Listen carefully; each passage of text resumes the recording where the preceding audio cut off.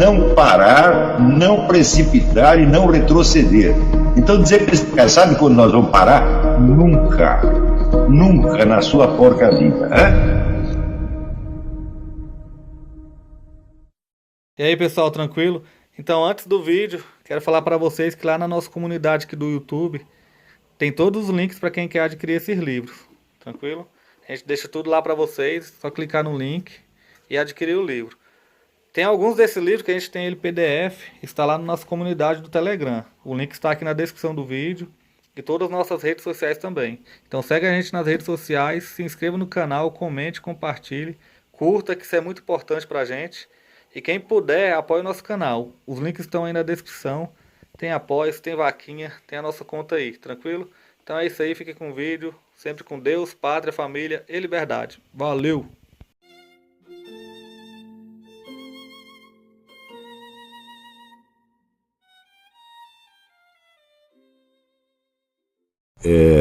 Então isso quer dizer, a ética depende de uma ontologia. Então, o que aconteceria com a ética se você derrubasse a ontologia? Como é que o Heidegger derruba a ontologia?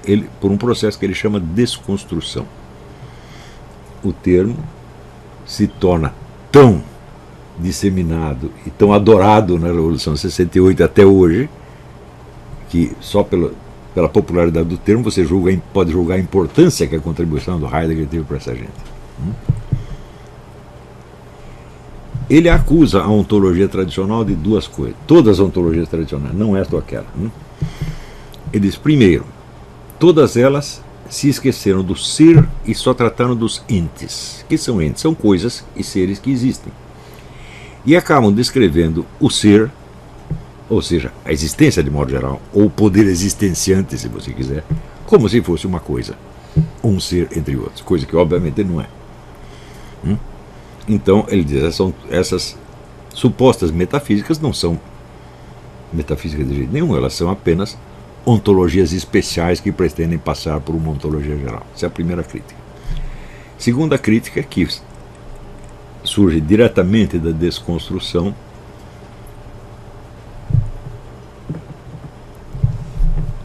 é a seguinte: destruição, em alemão pode ser Dekonstruktion ou Zurückbauen. Zurückbauen quer dizer literalmente construir as avessas. Tá certo? Então, o construir as avessas significa desmantelar uma coisa para ver o que ela tem por dentro e qual é a relação e travamento de suas várias partes. Só que, uma vez feito isso, a coisa está destruída, não sobrou nada. Você a compreende justamente na medida em que ela não existe mais. Então, Heidegger diz que todas as ontologias existentes são invalidadas pelo fato de que todas elas se baseiam em significados mutáveis, deslizantes e incertos. De modo que, no fim das contas, cada uma delas só está se referindo a si mesma.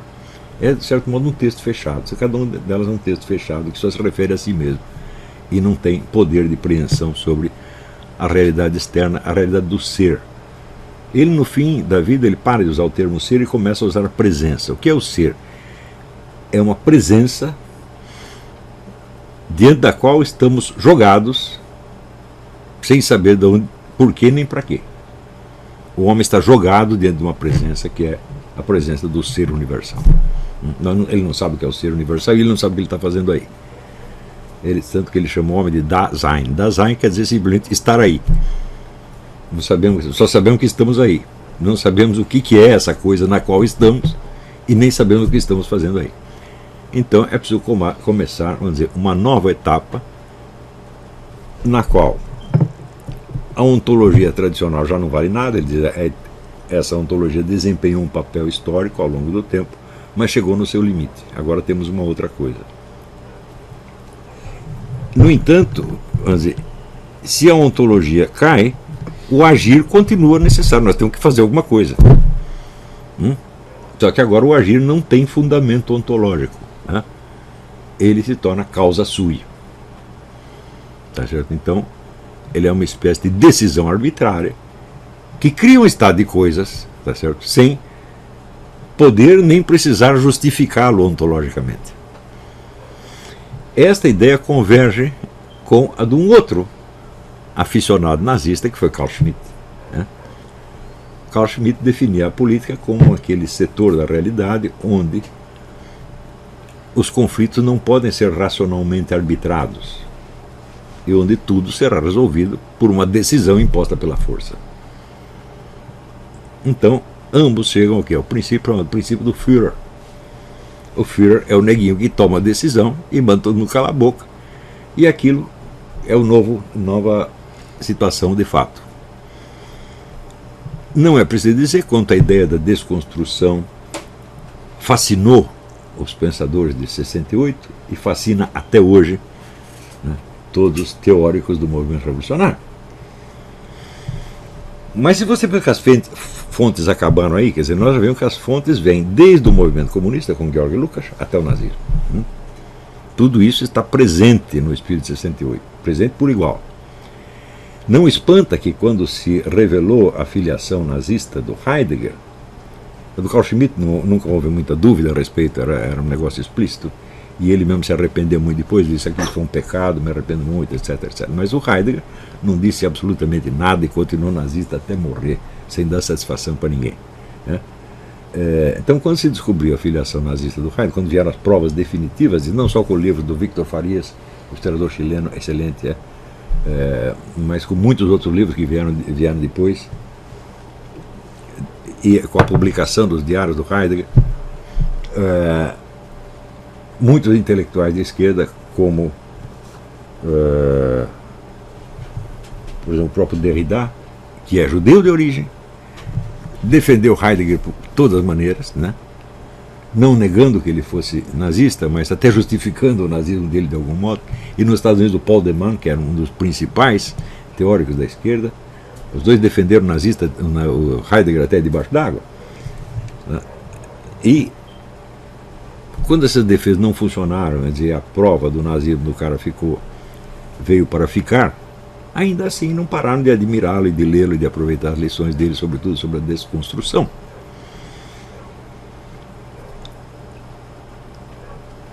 Você vê, quando você observa, por exemplo, os elementos francamente irracionais que existem na ideologia 68, na ideologia diversitária, aí está a origem dela. Nenhuma ação pode ser justificada por uma ontologia. O conhecimento da estrutura da realidade não tem nada a ver com a ação. A ação é que cria a realidade. E o ser continua sendo apenas, vamos dizer, esta presença indefinida na qual estamos jogados, na qual simplesmente estamos aí. Mas se você pensa que as contribuições que chegaram para o maio de 68, para toda a ideologia diversitária, acabaram aí, você está redondamente enganado, porque tem coisa pior que vem por aí. E estou dizendo isto só para divertir, eu quero que pelo menos os meus alunos estejam conscientes disso. O movimento diversitário não é um movimento político. Ele não é um partido político. Ele não é a esquerda. Se você quer saber, ele é tudo. Ele é todo o estado presente do mundo falante. Ele é muito superior a uma ideologia. Ele é uma concepção civilizacional integral. Ninguém a inventou. Isso resultou, vamos dizer, da confluência de muitas ideias de fonte heterogênea que foram se acumulando até explodir, numa mutação fabulosa. Nós podemos dizer que a mutação interna do movimento comunista foi, como se diz, o pino em torno do qual tudo isso se articulou. Mas foi apenas o pino, não foi o comunismo que inventou tudo isso. Você vê aqui Georg Lukács, o próprio Georg Lukács, que poderia ser dito o pai dessa coisa toda, ele, num dos seus livros finais, que é A Destruição da Razão, ele vai descer o cacete na filosofia do Heidegger, dizendo que ela é já a culminação do irracionalismo capitalista, em oposição, vamos dizer, à racionalidade do comunismo. Portanto, ele não tinha nada a ver com Heidegger.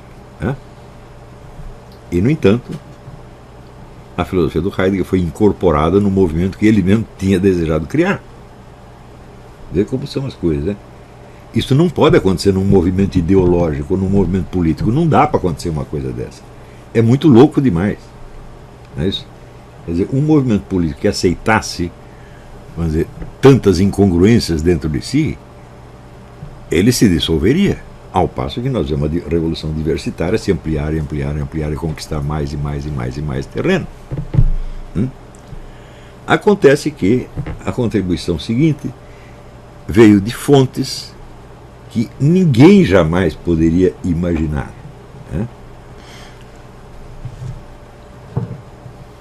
Em primeiro lugar, veio de Carl Jung. Carl Jung foi o sujeito que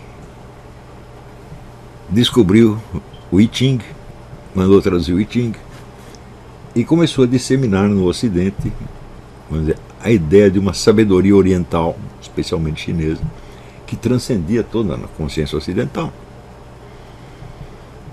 E que, através da ideia do inconsciente coletivo, descobria, então, sabedorias espirituais embutidas em tudo quanto é tribo indígena, tribo africana, etc, etc.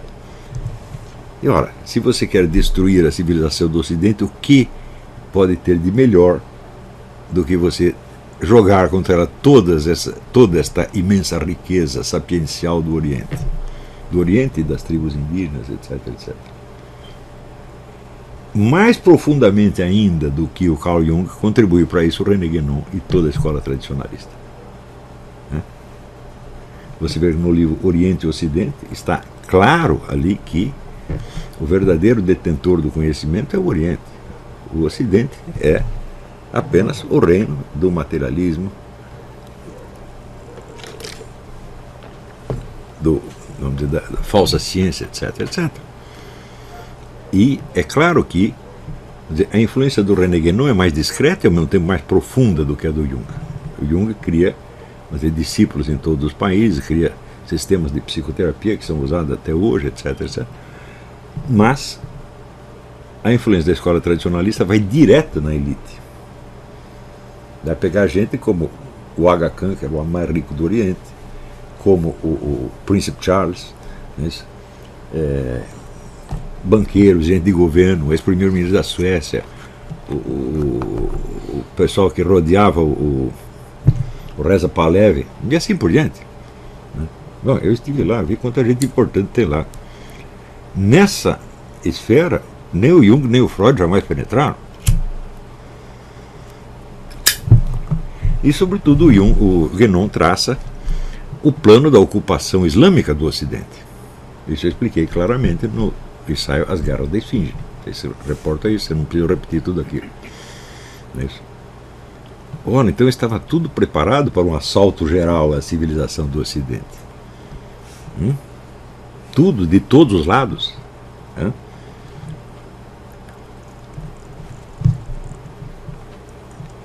Partindo do trabalho do Heidegger, os filósofos franceses, então, como Derrida, Lacan, etc., desenvolveram o desconstrucionismo, tá certo? Até o ponto de negar que qualquer texto significasse qualquer coisa. O texto se compõe apenas de palavras que se reportam a outras palavras, que se reportam a outras e a outras e a outras, e tudo é um mundo fechado em torno de palavras.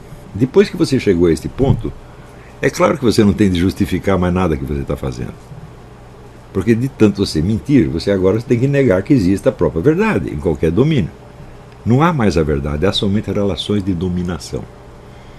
Claro que está subentendido que esta afirmação, por sua vez, é verdadeira, mas isso não importa.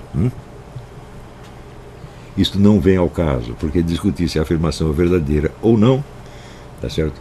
Não destrói, evidentemente, o novo poder de dominação que está lhe sendo imposto no mesmo momento. Quer dizer, se você é dominado por um outro, não adianta você dizer que o outro está mentindo. Ele pode estar mentindo, mas ele já manda em você. Mas também contribui imensamente para isso toda a historiografia do século XX, que se baseou no modelo do Holocausto judeu para explicar praticamente toda a história do Ocidente. Então, o que eles fizeram? Bom, primeiro, fizeram um barulho imenso em torno do Holocausto, como se ele tivesse sido a primeira destruição em massa. Não foi. Quando começa o Holocausto, aliás, quando começa a perseguição aos judeus, que não foi o Holocausto direto, em 1933, começa de maneira discreta, você já tinha tido um Holocausto na União Soviética, e tinha tido um Holocausto no México, e tinha tido um Holocausto na França. Tudo isso voltado contra quem? Cristãos. Então, quer dizer, a comunidade mais perseguida e mais sujeita a genocídio no mundo foram os cristãos. Isso é uma questão de você somar, e você vai ver que, né, o judeu nesse aspecto perde longe. É verdade que existem muito menos judeus que cristãos, parece que existem 18 milhões de judeus. É claro, se você mata um terço deles, isso chama a atenção muito mais do que se você matar 200 milhões de cristãos. Não é isso? Se existem, digamos, 2 bilhões de cristãos e você mata 200 milhões, repercute menos no restante da comunidade do que você matar um terço dela, né? Porém,